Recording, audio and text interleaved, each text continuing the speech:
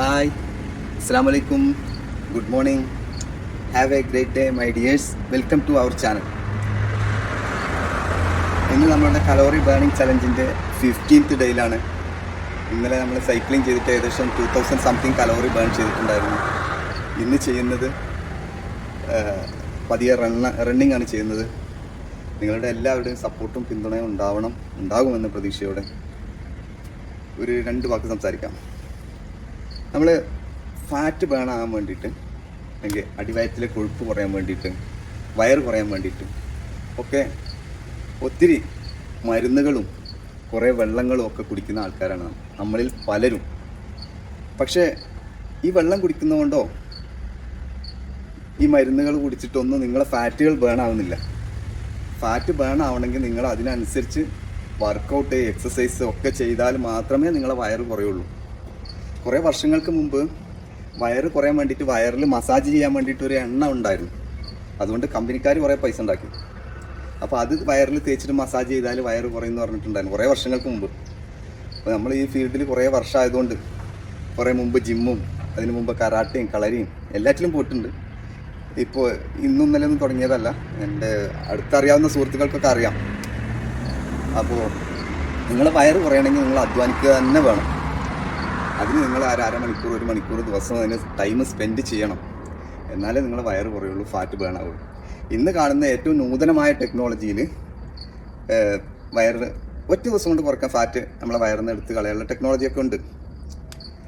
ഒരു ദിവസം കൊണ്ട് നമുക്ക് കുറയ്ക്കാം.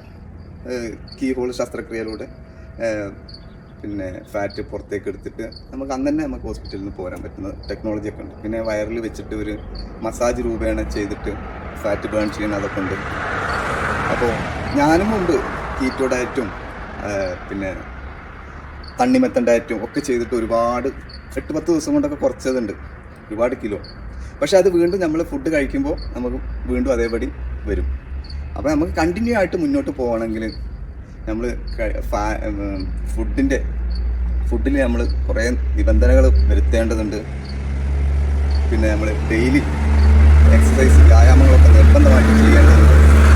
അല്ലെങ്കിൽ നമ്മൾ വെള്ളമല്ലാത്ത എന്ത് തന്നെ അകത്തേക്ക് ചെന്നാലും അത് നമുക്ക് ഫാറ്റായിട്ടും അസുഖങ്ങളും ഒക്കെ ആയിട്ട് ഡിപ്പോസിറ്റായി ശരീരം നമ്മളിൽ കാണിക്കും.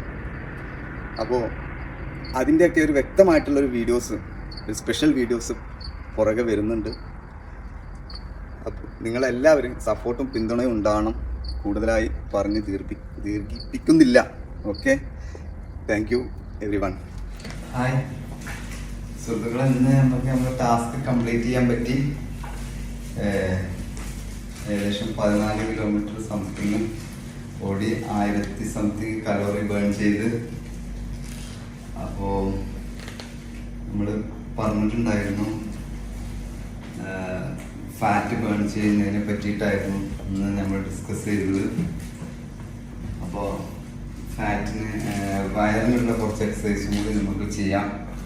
ഓക്കെ, അപ്പോൾ ഞാൻ ഓരോ സെറ്റും ചെയ്യുന്നത് നിങ്ങൾ ആരെങ്കിലും ചെയ്യുകയാണെങ്കിൽ 3 സെറ്റ് ചെയ്യണം. പിന്നെ നമ്മൾ പറഞ്ഞിട്ടുണ്ടായിരുന്നു കലോറി ബേണിങ്ങിനെ കുറിച്ച് പറഞ്ഞപ്പോൾ ഒരാൾക്ക് ഒരു ദിവസം ഏകദേശം ഒരു പ്രായപൂർത്തിയായ ഒരാൾക്ക് നമ്മൾക്ക് വേണ്ടത് ഏകദേശം 1000 കലോറിയാണ് വേണ്ടത്. പിന്നെ ഓരോരുത്തർക്ക് അതിൻ്റെ നമ്മളെ ജോലി എന്നെ ഡിപ്പെൻഡ് ചെയ്തിട്ടുണ്ടാവും. ചിലവർക്ക് ഹാർഡ് വർക്ക് ചെയ്യുന്നവർക്ക് അതിനനുസരിച്ച് വേണം. ഏകദേശം ഒരാൾക്ക് ആവറേജ് വേണ്ടത് ഒരു 2000-2500 കലോറിയാണ് വേണ്ടത് ഭക്ഷണത്തിൽ നിന്ന് നമുക്ക് കിട്ടേണ്ടത്.